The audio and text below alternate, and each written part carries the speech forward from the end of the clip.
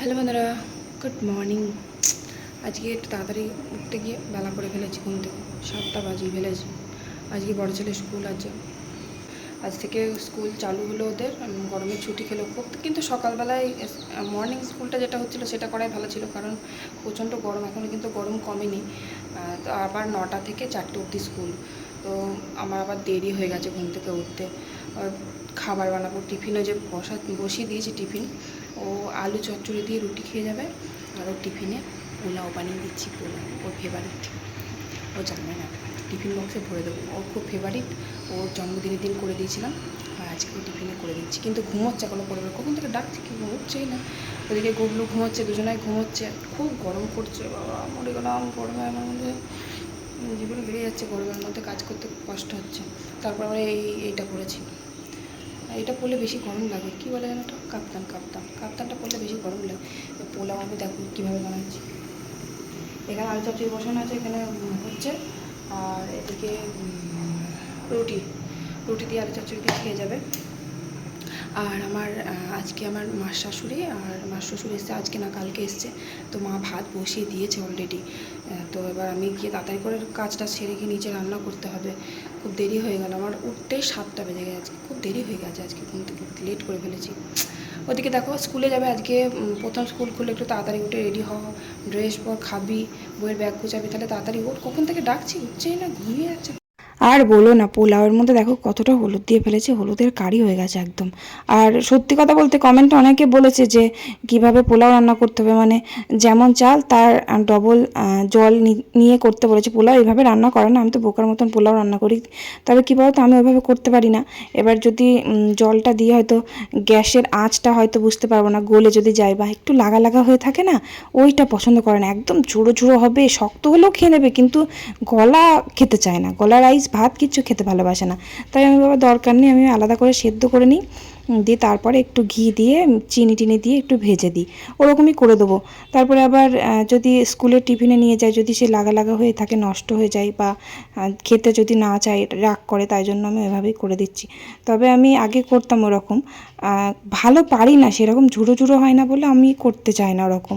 তো যাই হোক, আর ওদিকে আলু চচ্চড়ি আর রুটি করছি, কারণ ও ভাতে একদম ভালোবাসে না খেতে, তাই জন্য আলু চচ্চড়ি আর রুটি করছি।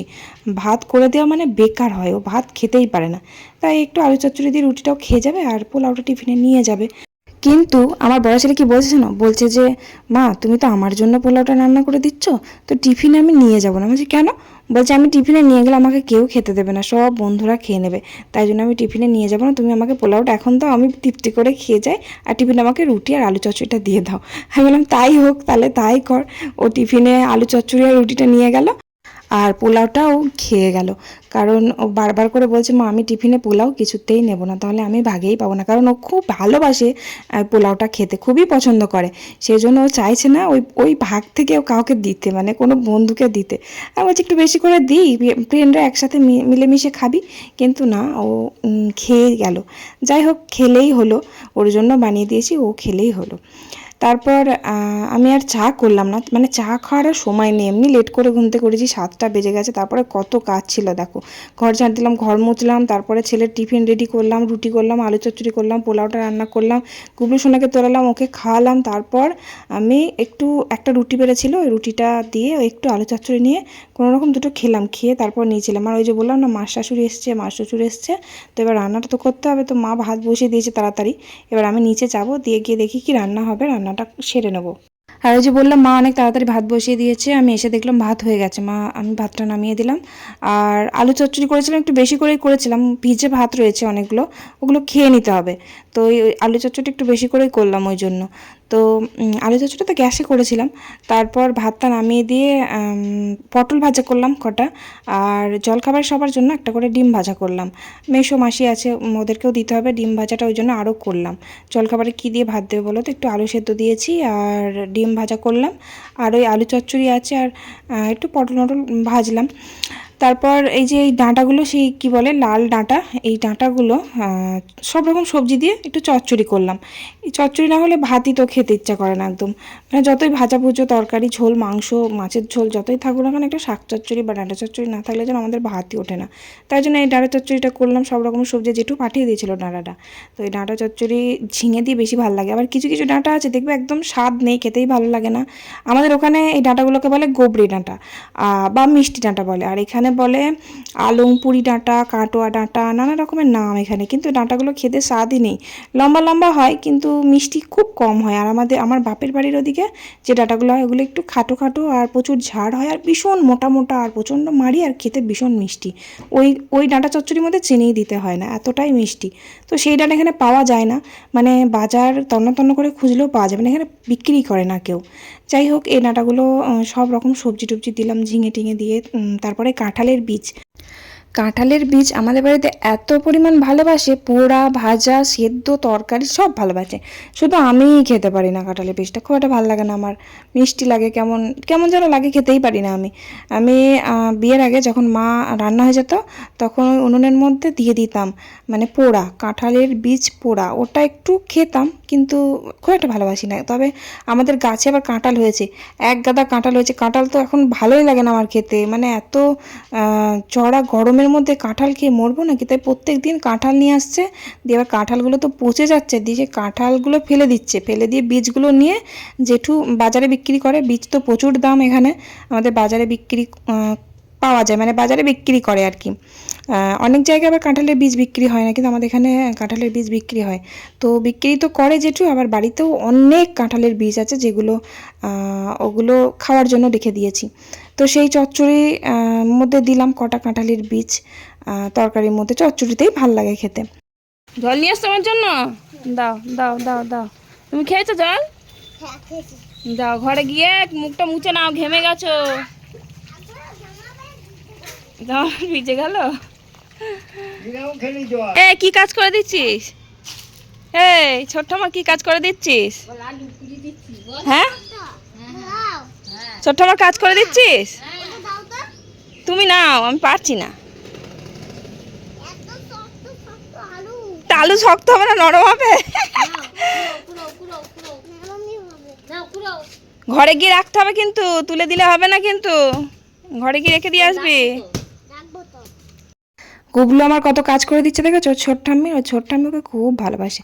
ওই যে আলুর বস্তা নিয়ে এসছে, আলুগুলো ঘরে তুলে দিচ্ছে। পারুক না পারুক চেষ্টা করবে, মানে কাজ করতে খুব ভালোবাসে। মানে যখন বড় হয়ে যাবে, যখন কাজ দেবো তখন আর করবে না, এখন তো ছোট আছে। মানে বড় ছিল তাই ছোটোবেলায় একটা কাজ মানে বললেই ছুটে চলে যেত, এখন একটা কাজ বলে আর করতেই চায় না।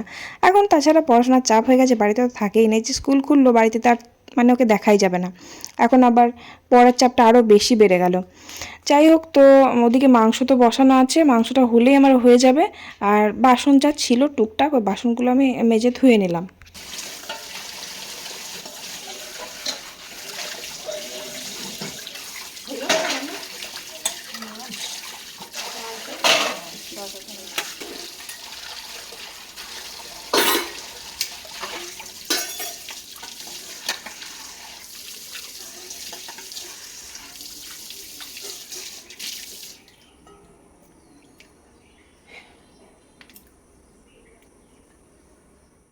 এখন না একেবারে ভ্যাপসা গরম পড়েছে, মানে রোদ উঠছে না, মানে মেঘলা মেঘলা ওয়েদার, অথচ এত গরম। আবার বৃষ্টি হচ্ছে, এমন বৃষ্টি হচ্ছে আমার মানে ঘর দু যেন ভেসে যাচ্ছে, অথচ মানে গরম কমছে না। বৃষ্টি যেটুকু হচ্ছে ঠান্ডা হাওয়া দিচ্ছে ওইটুকুই মানে গরমটা কম আছে।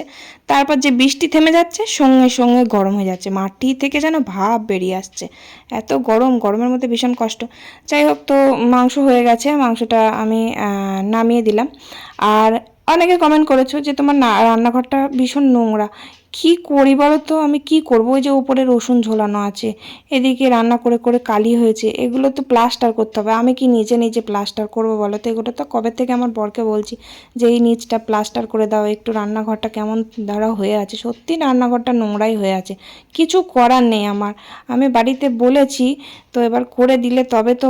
আমার বর তো বলে রোজই করে দেবো, কাল করে দেবো, পরশু করে দেবো, তো রোজ আর সময়ই পায় না।